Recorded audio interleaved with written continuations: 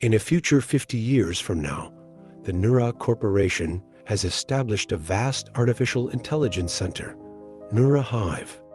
This center relies on hundreds of massive processors to compute countless business decisions, social policy simulations, and optimal solutions for myriad aspects of human life.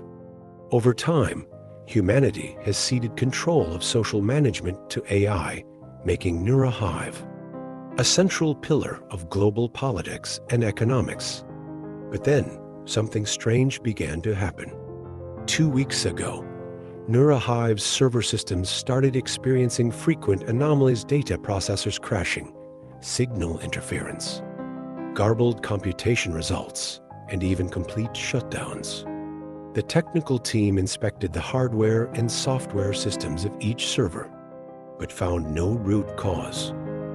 The only clue appeared in the monitoring system, which repeatedly recorded the presence of intruders, bees. Technician Ryan sat in the control room, indicator lights overhead flickering in the dark, like a cold, mechanical heartbeat. He stared at the surveillance footage, where bees appeared one by one in the corners of the server room, as if following an invisible path, moving gracefully in a distinct pattern. These bees were not simply wandering. They seemed to have a specific sense of direction, moving back and forth between the coolers and servers, as if conducting a secret ritual. At first, the staff attributed the bees' presence to ventilation issues or a temporary oversight in the cooling system. But as the days passed and the swarm's numbers increased, the technical team sealed all potential entry points. Yet, the bees continued to find their way in through unknown gaps. Each time a new barrier was set, the swarm quickly adapted, finding new routes to enter. Stranger still, the bees exhibited an unusual sensitivity to the servers, electromagnetic fields, and the heat generated by the cooling system. When the servers powered up, the swarm gathered around the coolers, even dancing among the processors, as if performing some mysterious ritual. This behavior raised Ryan's suspicions, leading him to wonder if these bees were more than just ordinary insects. Ryan decided to seek help and contacted Dr. Karen, a renowned biologist and ecologist who had extensively studied the effects of nuclear incidents on wildlife, particularly the peculiar bees in the Chernobyl radiation zone. Upon arriving at Neura Hive and observing the swarm's behavior, Dr. Karen's face showed a hint of surprise. These bees, they don't seem to be flying around randomly. Dr. Karen stared at the swarm surrounding the servers. I once studied bees in Chernobyl that had undergone genetic mutations from prolonged radiation exposure. Their sense of direction and group behavior changed, and they developed a heightened sensitivity to radiation and certain electronic frequencies. You're saying these bees are reacting to our servers? Ryan asked. More than that, Karen nodded. They seem to find some sort of resonance with the servers. Neura Hive's electromagnetic fields and heat may have disturbed their senses, even drawn them in. This swarm seems to possess an intelligence beyond the norm, capable of finding any tiny crevice to enter the server room, ignoring conventional containment measures.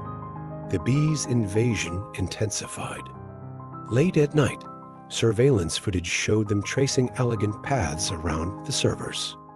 The cold, unfeeling machines seemed to form a peculiar connection with the swarm. When high-intensity computations took place, the bees gathered en masse, perching on the servers as if observing or enacting a ritual. One night, as Ryan and Dr. Karen observed these anomalies, the server display suddenly showed a series of messages. Were these data distortions or some form of signal interference? They couldn't tell. The screen repeatedly flashed, "Help, swarm, intrusion." Ryan held his breath, his gaze fixed on the words on the screen. The blurry messages seemed like a distress signal, and Karen's expression grew more serious. These bees might be far more intelligent than we think. Perhaps these signals are their silent way of conveying a message, nature's response to humanity. The swarm continued to infiltrate the server room, seemingly on a mission. Each time a bee's wings vibrated, it was as though a silent warning echoed in the air. They ignored the cold machinery, quietly hovering near the servers, as if challenging human technology or coolly judging it. Each time the servers increased their defenses, the swarm found a new way in, as if defying humanity's barriers and leaving their mark. Eventually, NeuroHive's technical team was forced to concede. The server system couldn't fully block the bees, and the machines had seemingly become the bees' prison. Facing mounting public doubt regarding technology and the environment, Neura announced that Hive would be shut down for comprehensive inspection. The server rooms were emptied, the entrances resealed, and the most advanced defense systems installed. Ryan and the other technicians were reassigned elsewhere. As Ryan took one last look at the empty server room, his vision blurred slightly. Memories of the bees he had marveled at in his childhood flooded his mind. How he had once been fascinated by these tiny creatures. Now, the mutated swarm had become a lingering mystery. Was it a silent rebellion or a mystical reunion? During his final inspection, Ryan glimpsed a single bee, quietly slipping through the newly established barriers. It flew into the empty server room, gently landing on the server's cooler, its wings vibrating softly. The vibrations echoed almost imperceptibly in the still air, like an unfinished warning carrying a distant, chilling message for humankind.